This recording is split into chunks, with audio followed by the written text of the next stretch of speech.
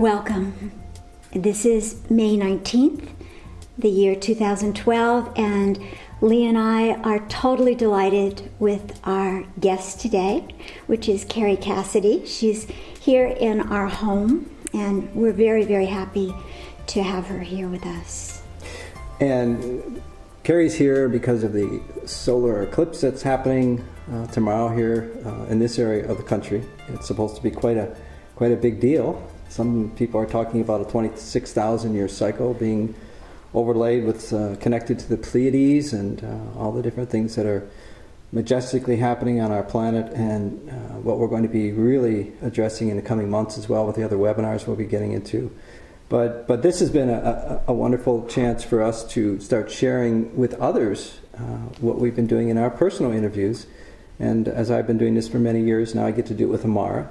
And today we get to bring in somebody who I've had great respect for and honoring for many, many years because of understanding the hardships that it is to be a whistleblower, which is something I did in 1993 with the whole extraterrestrial abduction phenomenon back in, my God, that's a long time ago. But and Kerry started doing this with the Project Camelot in 2006, around there. Oh, yeah. With Bill Ryan, and for the last now 7 years, I guess, since it's 2013, she's interviewed numerous people in all spectrums of top secret government colonels, from ET experiencers to those that are on the inside. And we're not going to necessarily go into all of that today because that's Kerry's specialty and she's doing a magnificent job. But we'd like to talk more about Kerry.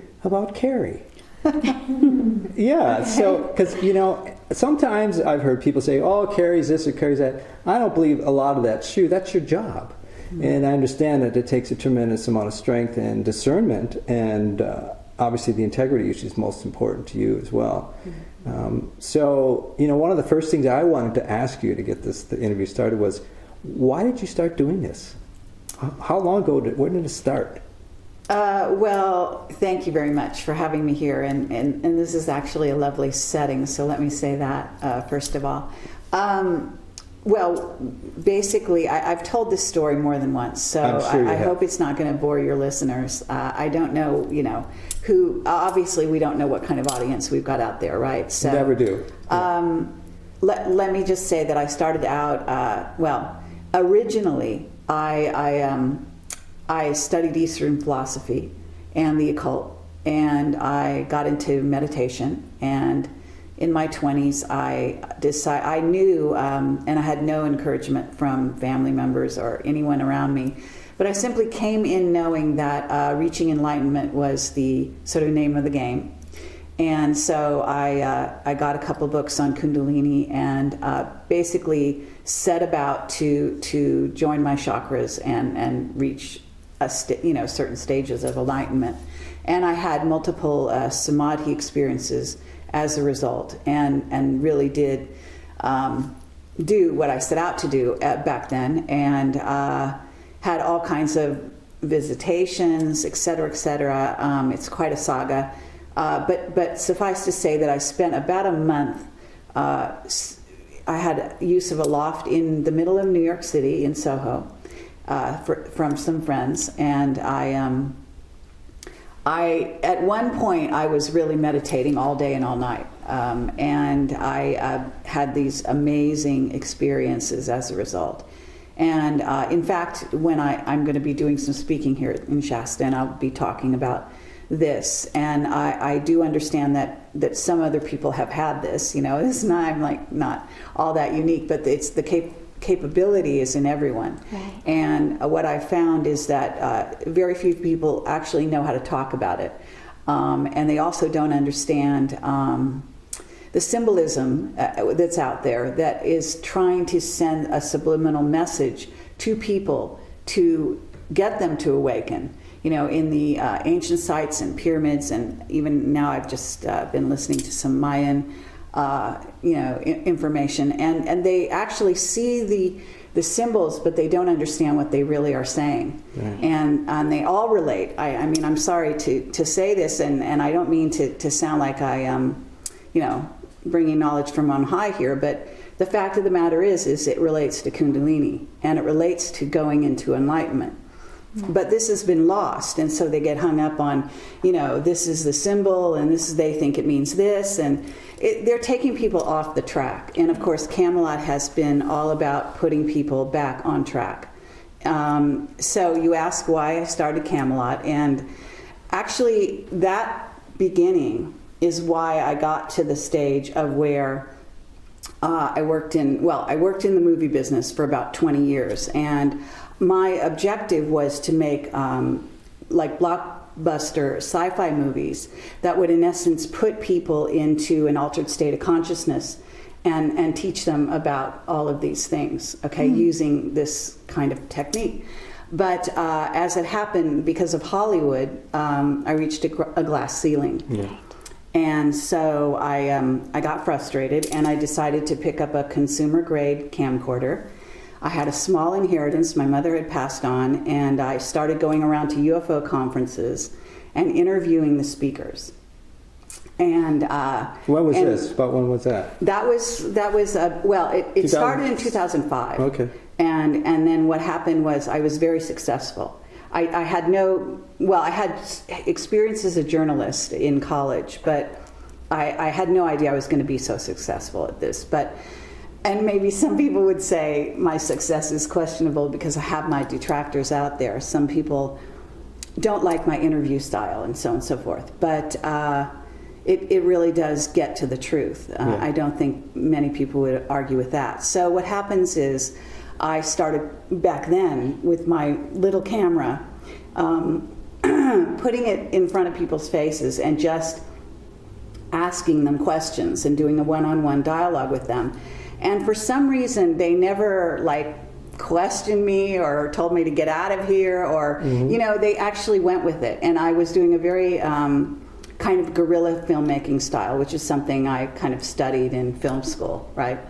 And so that led me to eventually interview Bill Ryan, who became my partner in Camelot. Right. And what happened then was, with this small inheritance, we kind of struck up a friendship. I interviewed him at a UFO conference about Serpo, and at the time, Serpo was the flavor of the month, right. The Serpo Project, and that was about a group of off-planet races that did a human-alien exchange program, and there it was. If you've seen Close Encounters of the Third Kind, you know the very end where Richard Dreyfuss goes with a group. That was actually a snippet from the Serpo Project, they say. At least from other projects like that, because there ended up to be a ton of disinfo in Serpo. But Bill Ryan became he was the volunteer webmaster, and the DIA released this information, the Serpo information. And some of it was true, and there was a great deal of falsehood in there. And what happens is he collated all of it and put it up on the website, and then he became the only face or spokesperson for Serpo. But he kept sort of a level head about it. He didn't go off the deep end and start becoming somebody who believed it was all true and all this kind of craziness. So I interviewed him, but I was actually not all that keen to do so because he was just a webmaster. Anyway, he had been interviewed in this kind of style where you have cameras and crews and all kinds of expertise and whatnot. And I just came along with my little camera, and I said, "I'm here for the interview," And he kind of looked at me, and he's English, for those that don't know, and he was kind of copped an attitude, and he was like, "Well, I don't know, I might be busy right now." And he was just sitting in the middle of nowhere typing on his computer. Yeah. And I said, "Okay, fine," because I was of the opinion that really it didn't matter if I did or I didn't interview him. And so then, I don't know, something must have shifted because suddenly he became available. And in the minute, or a couple of minutes later. Yeah. And so then I took him up to my hotel room, and I sat him down in the corner, and I just stood there with my camera and proceeded to do the kind of dialogue that I do. And he responded very well. He didn't cop an attitude. He had a good sense of humor, and I was able to get a very good interview, and I put it out on the web, and it was very, very successful. And so we stayed in touch after that, and he invited me to come to Tintagel in England and Stonehenge and see the power places in England. So I was on my way to Egypt to go on a trip with William Henry and Jordan Maxwell to investigate signs of Atlantis in Egypt. And I was a complete unknown at that time. So, and I actually did get a short interview at that time with my little camcorder with Jordan in an Egyptian temple that to this day he won't let me release.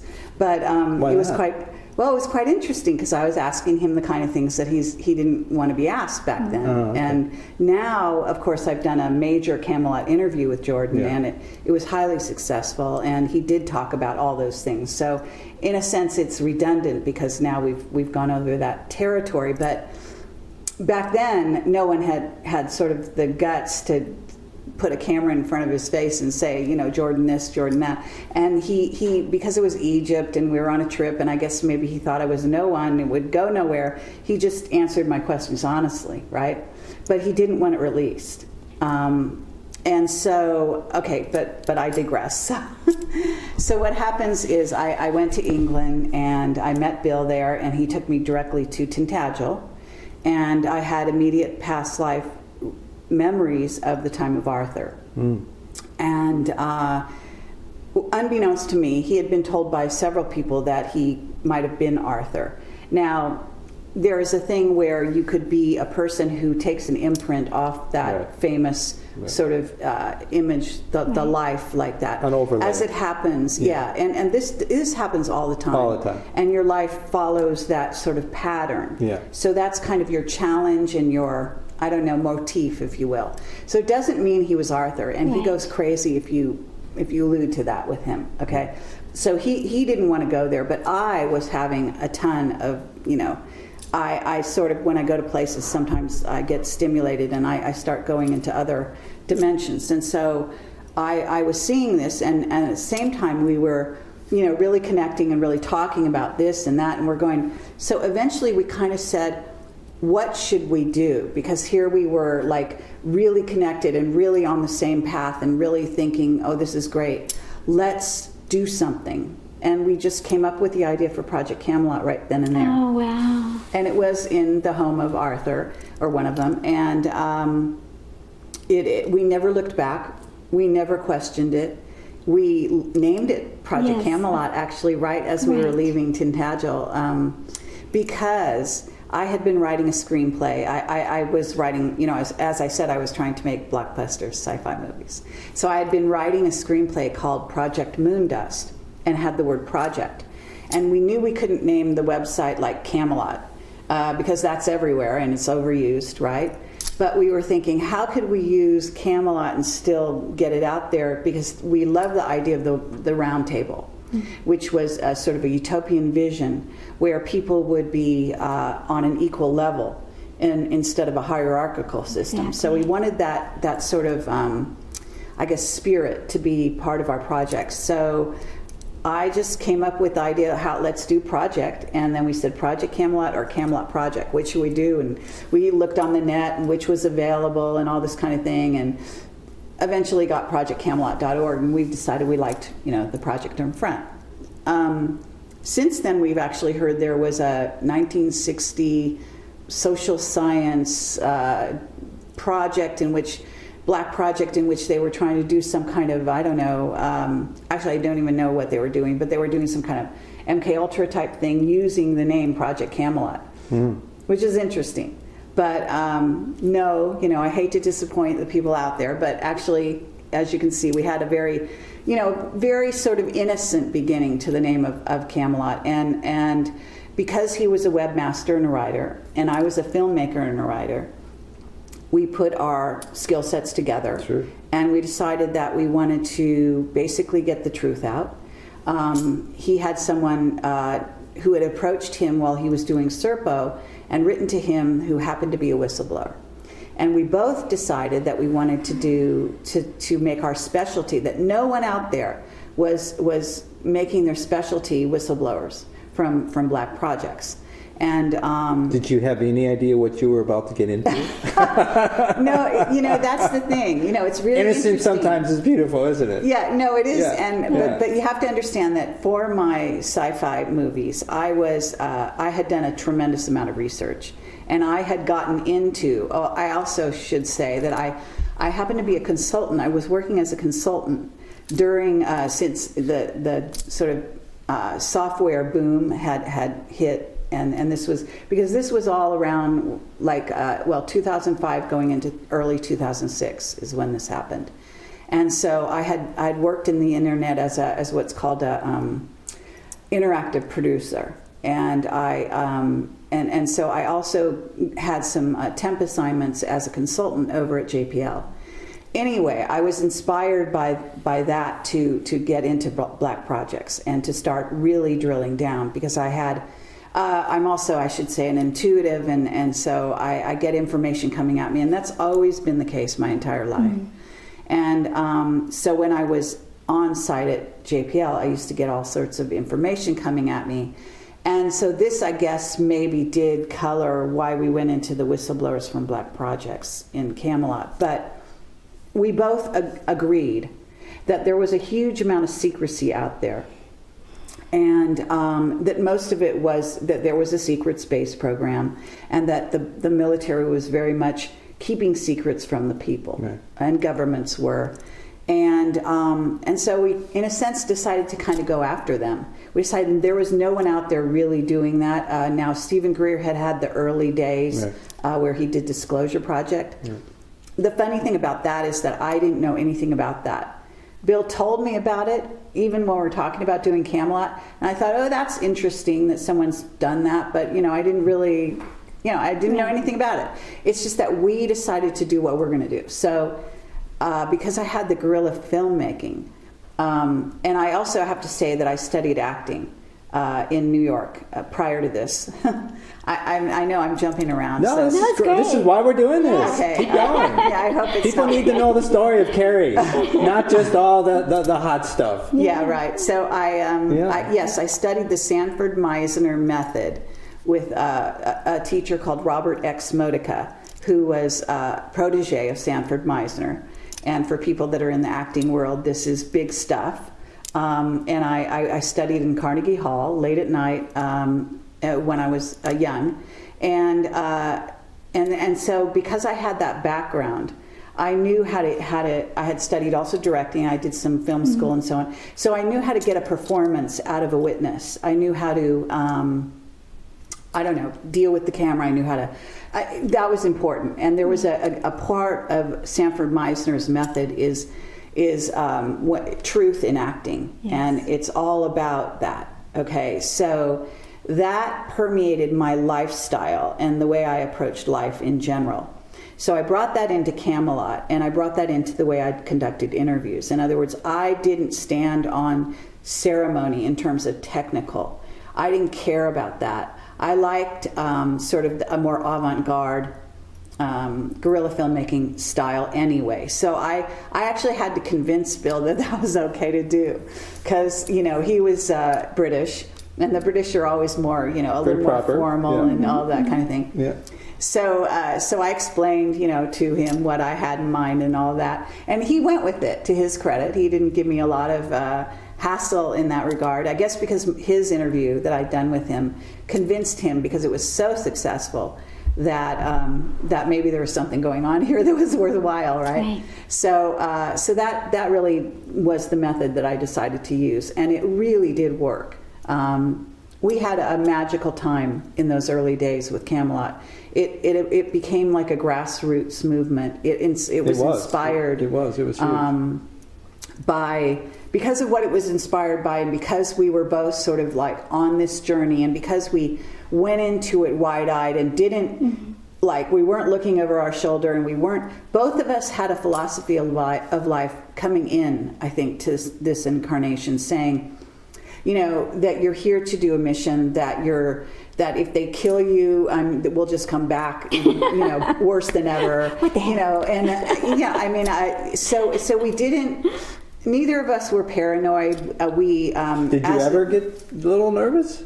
No, even to this day, I have to say, yeah. Wow. But I mean, I could go into all the nuances of that. And there are reasons sometimes to go down that road. And I was going to ask you too, because my yogi training back in my 20s and early 30s saved my life many a time in terms of fear, in terms of things that were coming at me. I mean, from who knows what realms, and having to learn how to breathe through it and not go into that fear, which it did get me at some times. So. But was that helpful to you in your practices too? Yes, I mean, I have to say that in a certain way I had a trump card that even I would say Bill didn't have. Simply having done that. Yes. And that's what I want to bring forward now. Now, when I got into Camelot, I was about to go in the speaking circuit talking about Kundalini. And it was Camelot that came in and ended up to be what we did. So that took me off that path. And I always thought that I'd wrap it back in. And sure enough, now when I go out and speak, it seems audiences are ready to hear it, so I'm wrapping it back in. So it's all very interesting in that sense. But I had an experience, several of them, but one very, very major samadhi experience that I literally, let's say that I had a choice of staying here or leaving. Mm-hmm. And I literally had all of reality dissolve completely. It was massive, absolutely massive. And I have to say, it was physiological as well as, everything.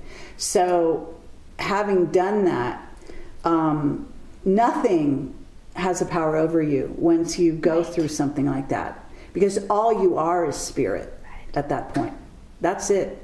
And so how can they touch you? You know what I mean? Isn't that sort of like the cosmic joke of the New Age movement, with everyone having to protect and put shields up and do all these nuances? I mean, what we're doing as well as what you're talking about is getting people to recognize that there's nothing that really can hurt you or destroy you or harm you unless you believe it. Isn't that pretty much the game? I mean, you have to fire up your circuits. You definitely got to get your codes turned on. You got to get your DNA activated. You got to get your chakras wide open, and that helps, of course. Well, that's an interesting question, and I think that it's very it's almost the question of the day for humanity, because I don't want to take that on a superficial level. No, and I didn't mean it that way. All right. Yeah, no, I appreciate that you don't, because what happens is, if you have a soul, and if you have been here and come as a soul, like an eternal soul, then there's no reason why you won't stay intact and be able to return as an eternal soul. There are substantial obstacles to doing that, and there is a lot of things happening. Souls are being stolen, being taken off track. You can be taken off track for millions of years. Yes. So it's not to be taken lightly. Not at all. I've had those experiences myself, and I know that there's been really a couple times when I was very close to having that happen to me, and so I do appreciate that. But I guess what I was really kind of getting underneath that was, we see a lot of these love and light things going on, and that's very superficial compared to what we're talking about, is doing the inner work. Is really and it's absolutely crucial. That's what I have to say. I don't know of any other way to protect oneself. I mean, you've got all the technical that you can use, and that will also come out you in a negative sense, but you can protect yourself through technique all you want. But if it's kind of like if the nature of the soul is not on a solid footing. Exactly. It's really finding that connection with Source, and this is where meditation becomes so important. And I know that people are out there in all states of sort of travail. There is a lot of fear. There's a lot of dumbing down. There's a lot of overlays. I was very lucky in this life. I came in with parents who weren't into the religious thing. Mm-hmm. And my father wouldn't go to church at all or do any of that stuff. And my mother was sort of a free thinker. And she, when I was 12, decided she wanted her kids to go to some kind of religious something. She didn't know what, so she started to visit all the churches and every kind of denomination out there. And she took me along with her. So I ended up going to Buddhist temples and all these different places, and I just thought it was a lark and interesting, you know. And so I didn't have like a prejudice like, oh, you have to believe this. But as I say, that was, you know, you could call it luck, but obviously it was a karmic choice to come in and have that. Whereas other people will come in and they've got, you know, I mean, it's practically a prison shell, right, of religion that they have to break through. But there's a purpose for that. Each soul has a purpose and a path, and you have to consider your path to be something precious in the end, because this is you've created it. You know, you've created it with a purpose in mind, and this gets into more what I'm actually talking about, which is when I go out on a circuit at this time, which is that this is a human experiment, and this human experiment is a composite of various ET races and DNA of which we are a part. So that when we have visitors from, you know, other realms, be they, you know, call them metaterrestrial, extraterrestrial, interdimensional, whoever, beings, whether they be so-called light beings, some of whom are parading as such and aren't really, grays, reptilians, you know, there are a myriad of races out there. But you have to understand is that we, in our DNA, that's what we are. We are a melting pot of races. And therefore, we have access to all the knowledge, all the skill sets, all the amazing powers that people who are being contacted at this time will see in other races. And so it's very important to understand that if you're here as a soul, you decided to come here and experience that because you wanted to be part of this grand experiment. You wanted to come from not knowing back into knowing, and you wanted to go through this pathway, sort of accessing all these different threads of which you are a part, of your heritage, be they, you know, in some cases more reptilian or Draco, or, you know, Greys have been messing with you, or, you know, Pleiadians or Andromedans. I mean, there's so many different races of which you are a part. In other words, you're not one pure race, okay? And there's a whole thing in regard to that, and the Illuminati, et cetera, et cetera. But what I'm trying to say here is that, in a sense, this is the challenge. And the challenge is also for the races to get along with each other in one place, on one time, on one planet. I think it's an interesting word if you think about it. A planet is I see it metaphorically as a net, you know, in which you capture things, right? A net, and it's a plane in which, you know, things can interact and so on. So it's a stage. I mean, it really is a stage. And so if you understand that you came in to play this drama and to find your way and to prove that it could be done again, that humans, no matter this composite of races, all in one being, all in one container, so to speak, could come back into self-realization and find its way back to Source. What a great game for Source to play, in a sense.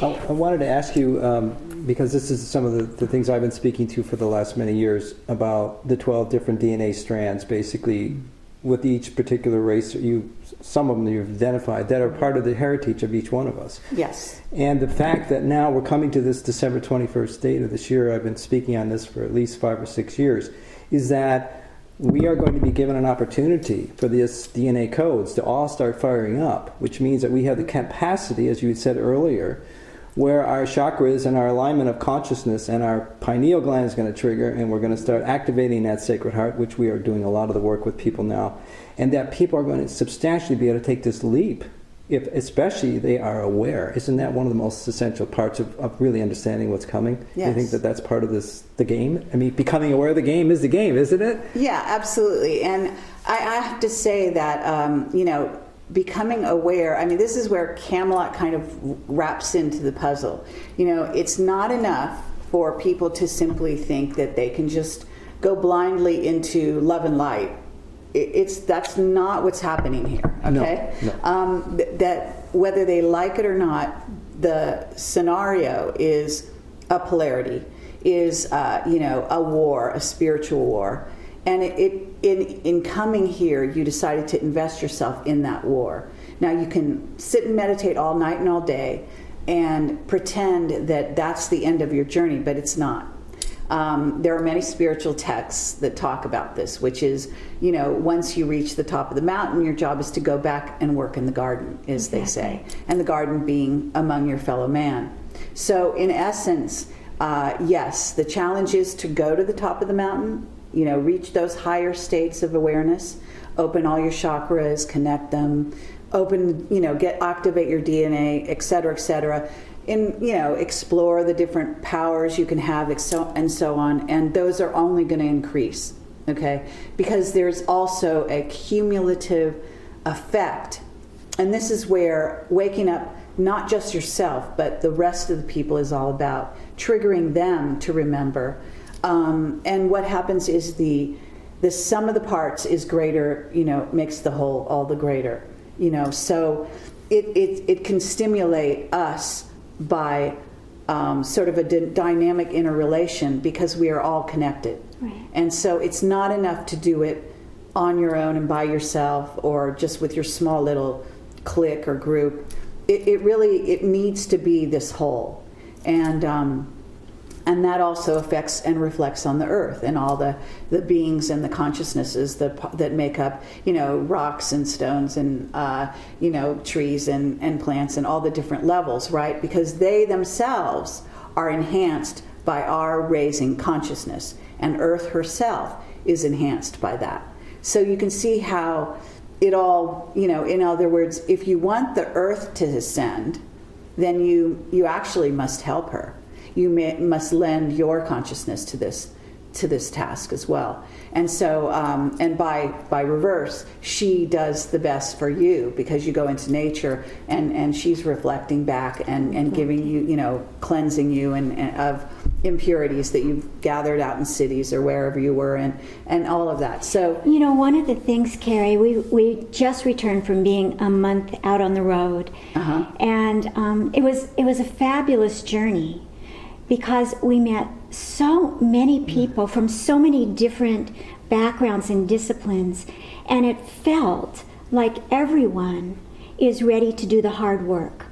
Everyone is really ready to go inside and clear away all this stuff, all this gunk that we all have, and just kind of empty the vessel so that exactly what you're talking about can occur. It was extraordinary to realize. I mean, we're talking people of all ages.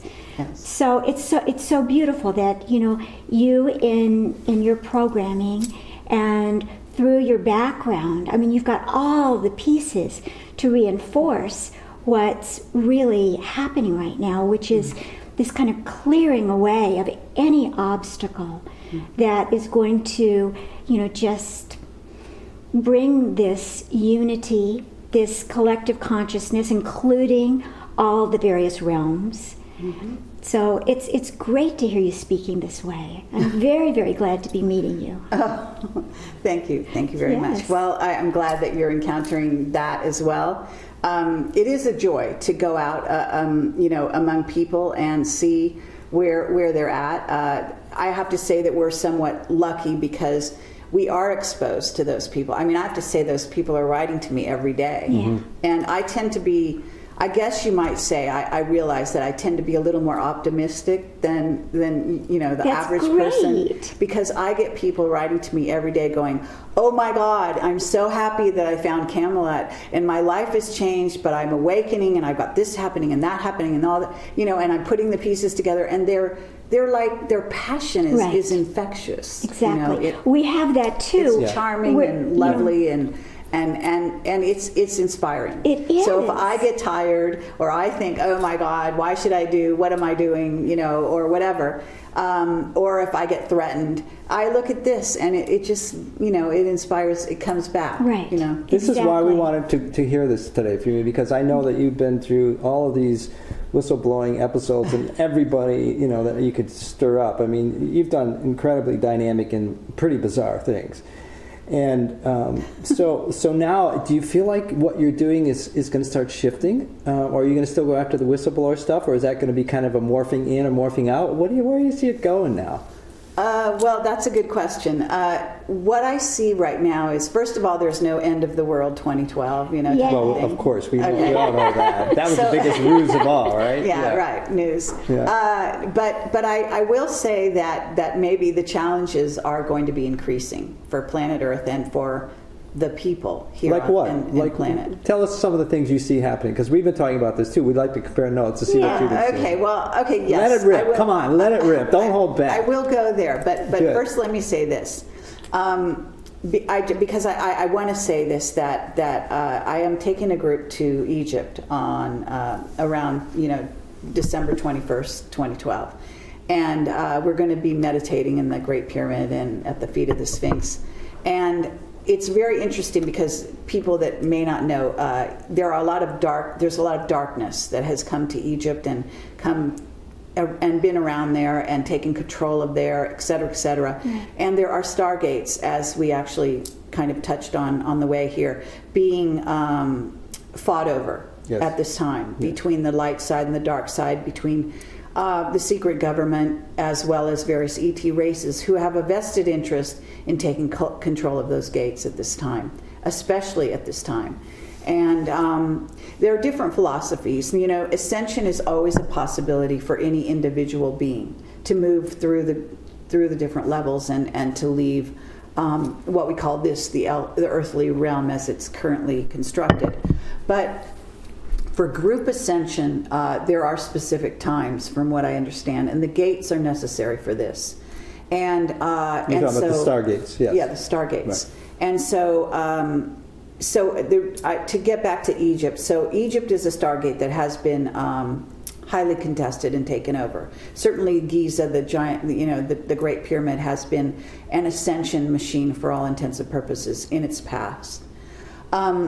I have a tremendous amount of past life recall in Egypt, and other visions of things in Egypt. And I have to say that I'm purposely taking a group, and it has to be people that really feel that, the calling, so to speak, to go and to actually anchor the light there, because I feel that it's a time that needs to be. And it's kind of like going into the belly of the beast, if you will. And some people will have no idea that that's the case, but it is the case. I had a heart attack in a King's Chamber in '96. Okay. Going after trying to open up that gate with several people. All right. So I understand totally what you're talking about. It's the real deal. So some people, some people's sort of their inclination during this time is to run and hide and hole up and look for an underground base or whatever, because they're afraid and they want to be safe and they want to survive and they want their families to survive. And I understand that's an understandable sort of point of view, but I come from a completely different point of view, and that is that in a sense you don't gain your life except by losing it, that type of thing. Right. In other words, I'm going into the fray because there's nothing else to be done with this entity, this physical body as such. Okay, so I have, you might even call it a warrior nature, but it's a light warrior nature, and I actually have a website that I'm working on called Project Light Warrior to train light warriors in various skill sets that they're going to need to go through the changes that we're coming up against and the battles that we are probably going to be facing on planet Earth. So in answer to your question about what's coming, I think that the battle intensifies. I am not of the point of view that the golden age is right around the corner.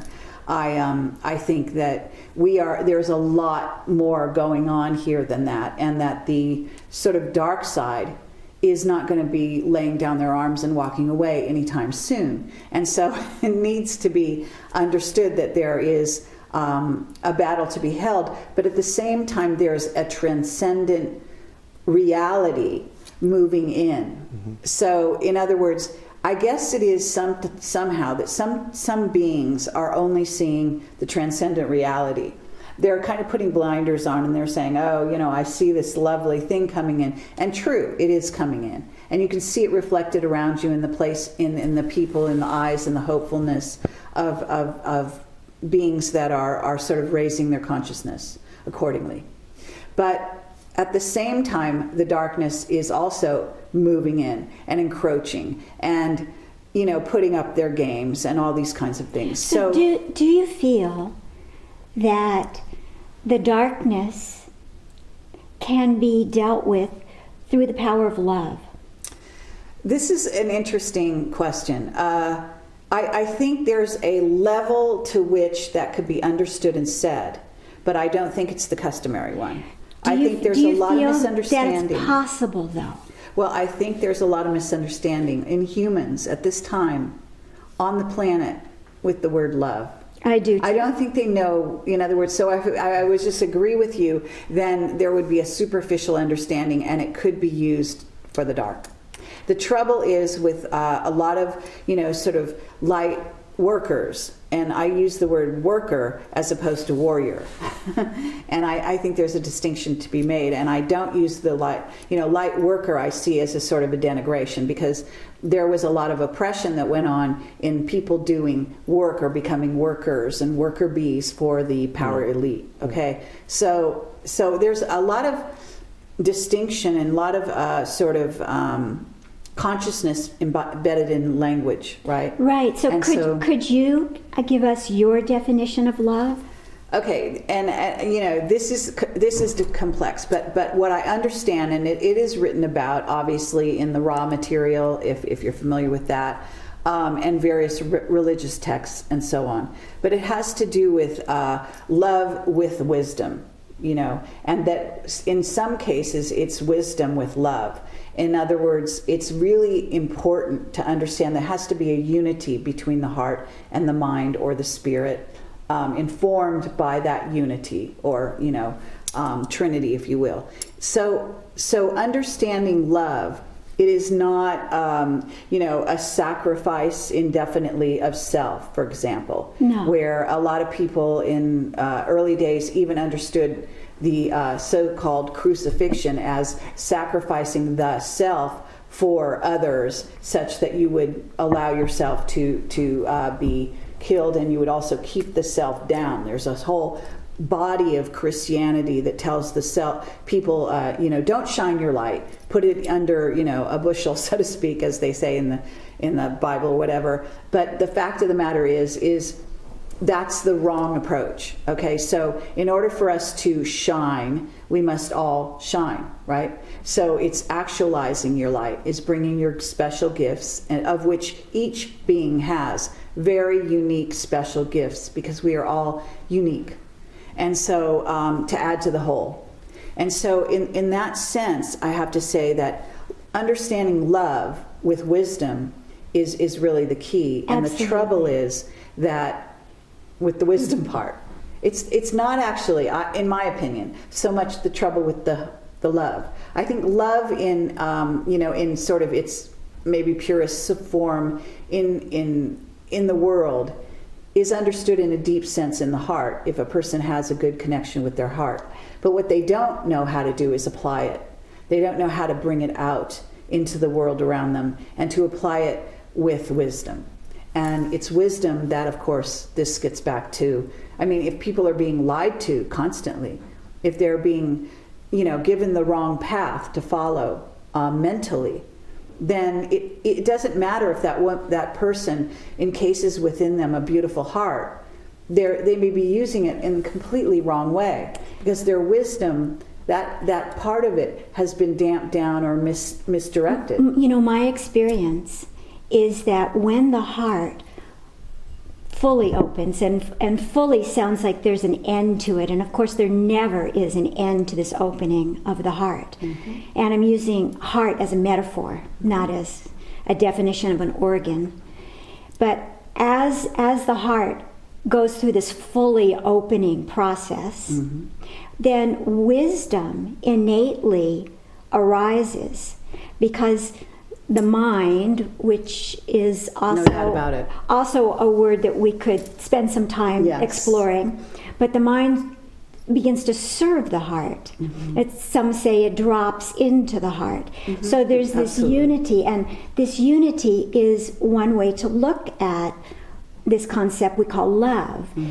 There's no separation with love. So I agree. So that's the bigger sense. That in a sense, love is wisdom. Exactly. In the end. Yes. Okay. So they are one. Yes. And definitely that through line has to exist. But unfortunately, right, a lot of people stop at a certain level and they don't expand beyond, so that the wisdom is not allowed to come in. Yeah.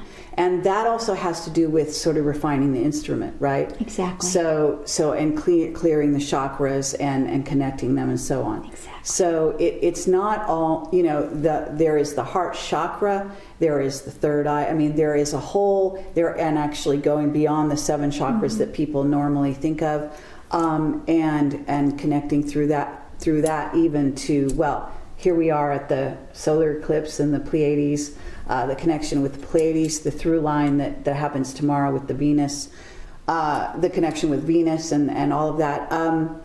In other words, we're at a time in which the wonderful thing about this and this time and what we're talking about is it's being facilitated. Yes. Okay, at a time on this planet, Yes. Unlike any other time. And there are some people that would like to say, well, we're just coming around another 26,000 year cycle, and it was just like this before, and before Atlantis fell, and this and that.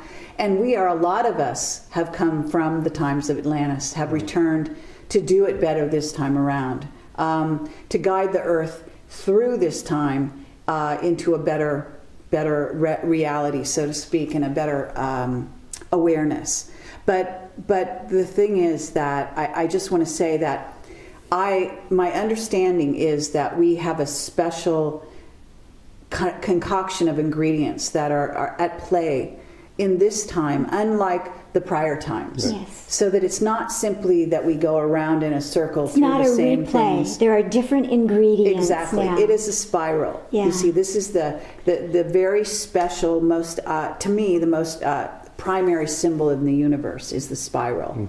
And it's understanding that each time you come around on another level, and you see it from another vantage point. So it is true that you may revisit various experiences, relationships, whatever they happen to be, but you're doing it from a different level, and you are moving, through and back to source in that process.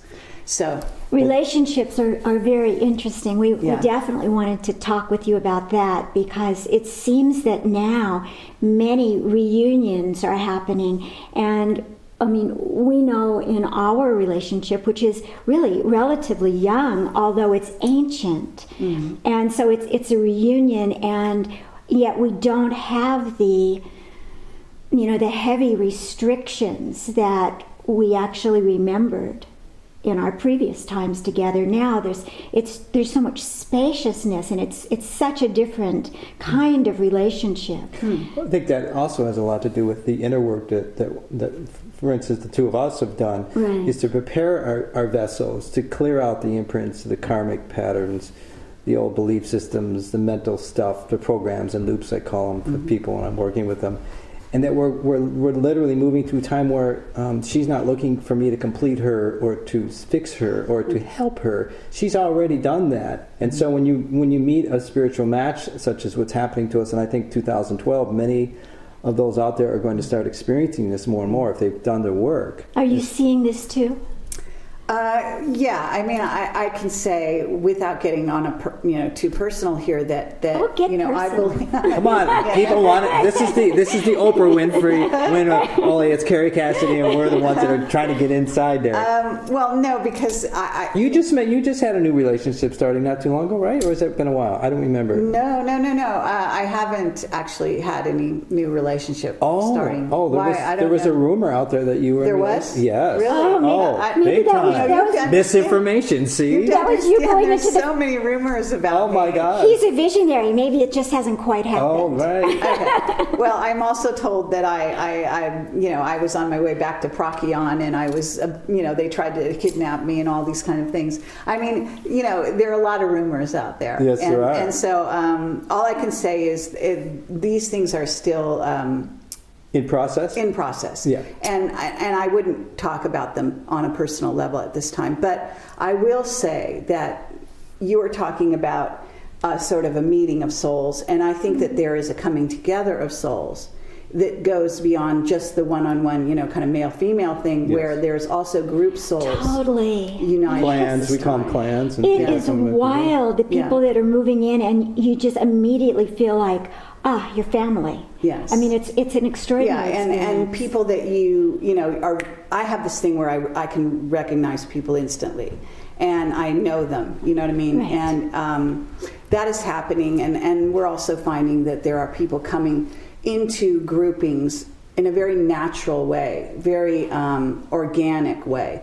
It's just happening, and it's happening very fluidly. Right. And work is being done in this way. Yes. In with groups, and I think it's beautiful. I mean, it's very exciting. Well, I think this, like you said earlier, this is not a time to be separated, to be alone, and doing your own thing and get into the mind matrix of having to compete and to get your empire or get your money or get your job or this, that. Right. And we're seeing this over and over with people. It's that people are tired of it. They're done with it. They don't want to live this way anymore. And that's why I think we're seeing all these dramatic changes on the multiple levels, from the economic systems, the religious systems, the political systems. We know it's broken. It's been a game for a long time. Mm-hmm. It's coming to be exposed. It was supposed to have been, and you've certainly been a huge proponent of that with your work. Mm-hmm. But what we're feeling and sensing now is that those that are ready to step up to these next levels that you're talking about, to help those that are going to come through this shift and maybe not even know what happened, or are all of a sudden going to be wide-eyed and bushy-tailed and not have the tools or the awareness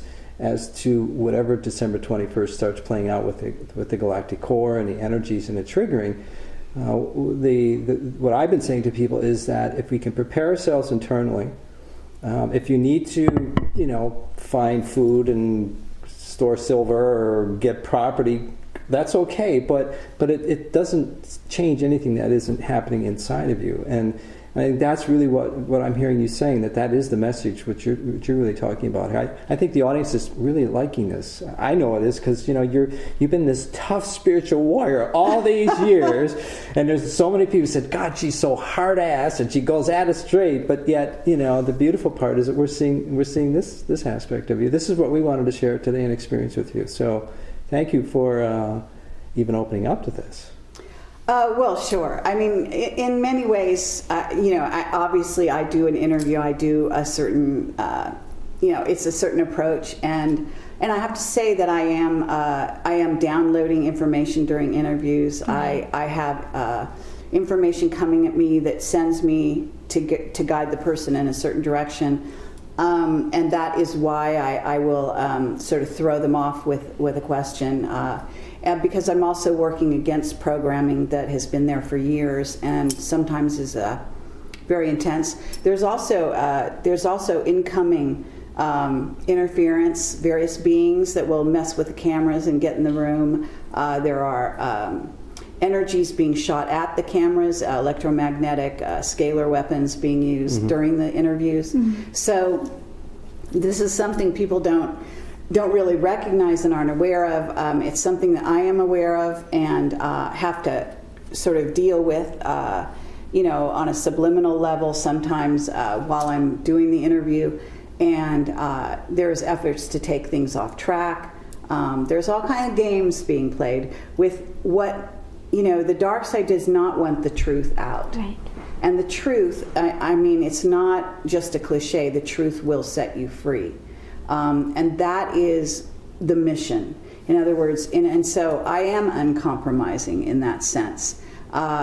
We are serving the light when we do an interview, when we work to get the truth out. And in a sense, it's a pact between me and the witness, or if it's Bill and myself and the witness. And what happens is they have agreed to do that. But when they sit down to do the interview, especially in the case of people who are whistleblowers from black projects, then something else goes on, where because the interference is happening, because they're being messed with and targeted, right. There's an effort. Sometimes their mind will start locking into the programming, mm-hmm. and they will start going into a loop. And I don't know why it is, but I have an ability to tap into that. And so, I am uncompromising in that sense. But I have to say that my sort of my inspiration has always been spiritual. Like I say, you know, I came from this sort of, you know, Eastern philosophy, meditation, all of that. That was my basis. I didn't actually come from science or black projects or any of that. I educated myself into that. And I did have an aptitude, you know, if you want to know. I have very high, you know, scores in both art and science. And if you know anything about the tarot, those are the two major ingredients in alchemy, is our art and science, and blending them. And so indeed, that is also the challenge here on the planet. Right. Is blending the consciousness of art with science. And this is something that's been overlooked, of course, in black projects and so on and so forth. And there's a lot more to be said, and that is a fabulous subject, that art and science. So I would love to have that conversation with you. I want to ask you one more Okay. question. I know you've got some time constraints here today. So where do you see Project Camelot going from this point on, as far as we getting closer to this 2012 December 21st date? Do you see things happening up? Are you getting more people coming forward? Or where do you want to see it go? Or do you not have any thoughts? You just allow it to go where it needs to go? Well, I mean, certainly that. I have an ability at this time to go within, to listen when necessary, and I do that a lot. I rely very heavily on, you know, dreams, intuition, that kind of world. And I always have. Actually, that's informed the Camelot. In fact, deciding who to interview. Yes, we triangulate information. Yes, we, you know, go, you know, do research, et cetera, on the ground, so to speak. But the major sort of motivation has been, has really come from the intuition, from the psychic sort of message saying, this one, you need to interview this one next. So as far as Camelot goes, it's an interesting thing right now that there's actually less whistleblowers than ever. It's getting quieter, isn't it? Yeah, and it's there has been a clampdown. You know, there's a lot of fear out there, and it is interesting because even David Wilcock and I, who is a good friend of mine, we used to talk about how in 2012 we thought there would be more opening up, there would be more whistleblowers feeling, you know, realizing that, wow, they have nothing to lose, and why don't they come forward, and so on and so forth. We're in the midst of a major change. That hasn't happened, and I've been disappointed by that, I have to admit. But I have to say that, you know, things do have a purpose, and I believe that there will be a major unveiling more so in the future.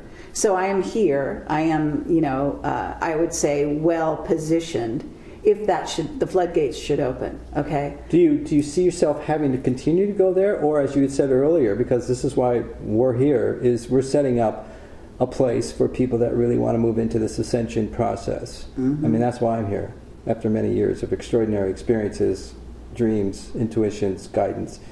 And it sounds like that's what you're already starting to set up with your website. So maybe your direction might change. You won't have to be the bad guy anymore, or the good guy. Probably the good guy, okay. For sure. Yeah. Well, I mean, or you don't know. I have to say that I leave it open.